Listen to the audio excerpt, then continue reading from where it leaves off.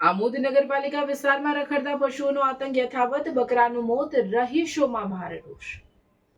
Ward number 4ના મચ્છી market વિસ્તારમાં આજે સવારે એક ચોંકાવનારી ઘટના સામે આવી। માતાજીની બાધા માટે રાખવામાં આવેલ બકરા પર અચાનક એક રખડતી ગાયે હુમલો કરતા બકરાનું ઘટના સ્થળે જ કરુણ મોત નીપજ્યું।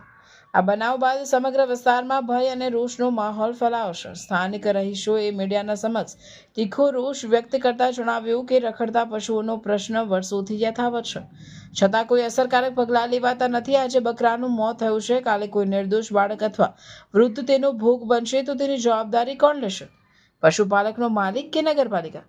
રહીશોના જણાવ્યા મુજબ નગરમાં અનેક લોકો રખડતા પશુઓના હુમલાથી ઇજાગ્રસ્ત થયા છે અને હોસ્પિટલ સુધી પહોંચ્યા છે, છતાં સમસ્યા ઉકેલવા માટે નગરપાલિકા તરફથી કડક અને સતત કાર્યવાહીનો અભાવ જોવા મળે છે। નગરપાલિકાએ લાખો રૂપિયાના ખર્ચે ઢોર ડબ્બો તૈયાર કર્યો હોવા છતાં તે માત્ર શોભાના કાંઠે સમાન બની રહ્યો છે। બીજી તરફ જંબુસર નગરપાલિકા પાસેથી પશુ પકડવા માટે ડબ્બો મંગાવવામાં આવ્યો હતો, પરંતુ પકડાયેલ પશુઓને ફરી આમોદમાં છોડવામાં આવ્યા હોવાના ગંભીર આક્ષેપો પણ થઈ રહ્યા છે। મચ્છી માર્કેટ વિસ્તારના રહીશોએ બકરાની નુકસાનીની વળતર રકમ તેમજ જવાબદારો સામે કડક કાયદેસરની કાર્યવાહી કરવાની માંગ ઉઠાવી છે।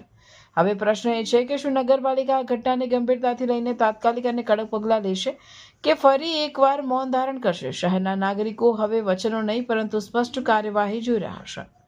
રિપોર્ટર રવિ સૈયદ, આમોદ। આ મચ્છી માર્કેટ ફળ્યું અહીં માતાજીનું કરવાના આવેલા હતા, અમે કરવાના જ છે અત્યારે સાંજે।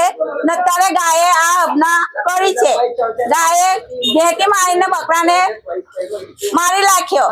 હવે અમારી માતાજીને અમે હવે શું કરીએ બોલો? હવે એ ગાયે કર્યું છે, હવે અમે કોને કહેવા જઈએ? પોલીસ સ્ટેશન જઈએ કે નગરપાલિકા વાળાને કહેવા જઈએ કે ગાય વાળાને કહેવા જઈએ? હવે અમે શા માટે હવે કરીએ બધું બોલો? અત્યારે અમારા માતાજીનું કરવાનું છે, અત્યારે અમને કોણ આપશે?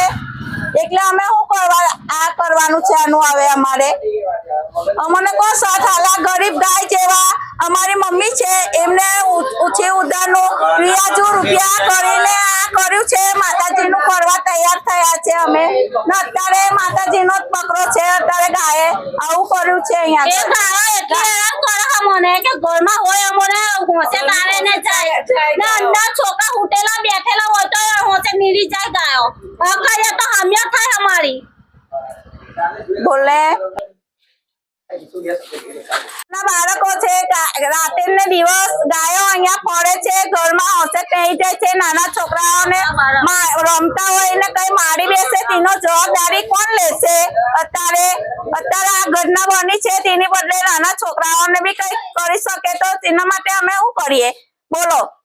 કેટલી ગાયો તમારા ફળિયામાં આવતી હતી? અહીંયા 4, 5, 10 ગાયો આવે છે, 10 ગાયો આવે છે ફળિયાની મય ને આખો રાત ને દિવસ ચાલુ રહે છે ને છોકરાઓ નાના મોટા રમતા હોય તેને બી ભેટી મારે છે અહીંયા ગળી ને નાનું જનાવર કોઈ પણ હોય તેને હમી થાય છે બોલો?